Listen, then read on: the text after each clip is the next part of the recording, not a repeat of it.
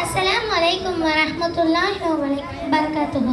இன்னைக்கு நான் உங்கள் முன்னால் பேச எடுத்துக்கொண்ட தலைப்பு தொழுகை. ஒவ்வொரு முஸ்லிமின் மீதும் தொழுகை கட்டாய கடமையாகும். அல்லாஹ் மறுமையில் தொழுகையை பற்றியே முதலில் விசாரிப்பான். ஆனால் இன்று நாம் தொழுகையை அலட்சியம் செய்பவராக இருக்கிறோம். நாம் அனைவரும் அல்லாஹ்வின் அடிமை. அல்லாஹ் தன் திருக்குரானில் இன்னனி அனல்லாஹு லா இலாஹ இல்லா அன ஃபஅபுதுனி வ அகீமிஸ் ஸலாத்தி லிذிக்ரி. நிச்சயமாக நான் தான் அல்லாஹ், என்னை தவிர வேறு நாயன் இல்லை. ஆகவே என்னை நீர் வணங்கும், என்னை தியானிக்கும் பொறுத்தொழுகையை நிலைநிறுத்துவீராக. வமா ஹலக்தல் ஜின்னி வல் இன்ஸி இல்லா லியஅபுதுன். மனிதர்களையும் ஜின்களையும் என்னை அவர்கள் வணங்குவதற்காகவே தவிர வேறு எதற்கும் நான் படைக்கவில்லை. நபி ஸல்லல்லாஹு அலைஹி வஸல்லம் அவர்களிடம் அமல்களிலே சிறந்த அமல் எதுவென்று கேட்டார். அதற்கு நபி ஸல்லல்லாஹு அலைஹி வஸல்லம் அவர்கள் கூறினார்கள், தொழுகையை அதன் ஆரம்ப நேரத்தில் தொழுவது என்றார்கள்.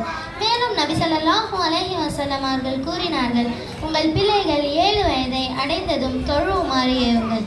10 வயதை அடைந்தும் தொழாமல் இருந்தால் அதற்காக அவர்களை அடியுங்கள் என்றார்கள். ஆனால் இன்று பெற்றோர்கள் உலக கல்விக்காக டியூஷன் மற்ற கிளாஸ் அனுப்புவதில் ஆர்வம் காட்டுகிறார்கள். ஆனால் தொலை ஏவுபவர்களாகவோ பள்ளிக்கோ மதரசாக்களில் படிக்கவோ அனுப்புவதில் ஆர்வம் காட்டுவதில்லை. நபி ஸல்லல்லாஹு அலைஹி வஸல்லம் அவர்கள் கூறினார்கள், ஒரு மனிதனுக்கும் குஃப்ருக்கும் இடையில் ஒரே ஒரு வித்தியாசம்தான் இருக்கிறது, அதுதான் தொழுகையை விடுவது. தொழுகையை விட்டால் அவன் காஃபிர் ஆகிடுவான். அல்லாஹ் சக்கர் என்னும் நரகத்தை தொழாதவர்க்கு தயார் செய்துள்ளான் என்பதை அவர்கள் அறிவதில்லை. உங்களை சக்கர் நரகத்தில் புகுத்தியது எது என்று கேட்பார்கள். அதற்கு அவர்கள் பதிலளிப்பார்கள், நாங்கள் தொழாமல் இருந்தோம். ஜன்னத்துல் ஃபிர்தௌஸ் என்ற உயர்ந்த சொர்க்கத்திற்கு தகுதியானவர்கள் யார் என்று கேட்பார்கள். அதற்கு அல்லாஹ் கூறுகிறான், தொழுகையை பாதுகாக்கக்கூடியவர்கள்.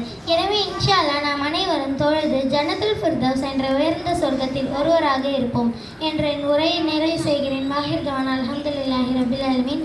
அஸ்ஸலாமு அலைக்கும் வரஹ்மத்துல்லாஹி வபரகாத்துஹு.